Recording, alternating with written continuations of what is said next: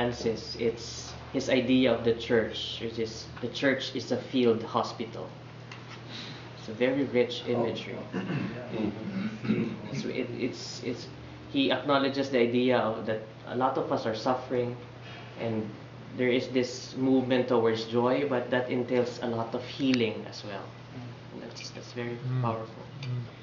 Yeah, I wanted to add to what you were saying. As you know, I'm new at campus ministry at Assumption College, and I'm doing a lot of stuff actually. So one of the things that I was doing is the collaboration between the campus ministry and the athletics.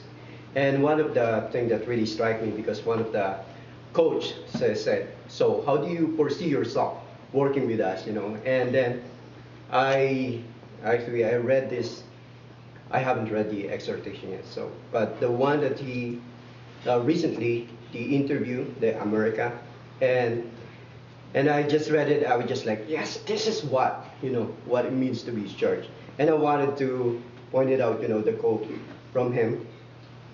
So how are we treating the people of God? I dream of a church that is a mother and a shepherdess. The church minister must be merciful, take responsibility for the people, and accompany them like a good Samaritan who washes and raises up their neighbors, cleans and raises up his neighbor. This is pure gospel. God is greater than sin. The structural and organizational reforms are secondary. That is, they come afterward. The first reform must be the attitude. So the minister of the gospel must be people who can warm the hearts of the people, who walk through the dark night with them, who know how to dialogue, and to descend themselves into the people's night, into the darkness, but without getting lost. And I think that's perfectly, so what we're talking about here, about what it means for us, to bring the gospel to the people, and for us as a minister, so I always take that, how can I warm, the people's heart? It's about the dialogue. It's about talking one-on-one and to see them, in their person. It's not.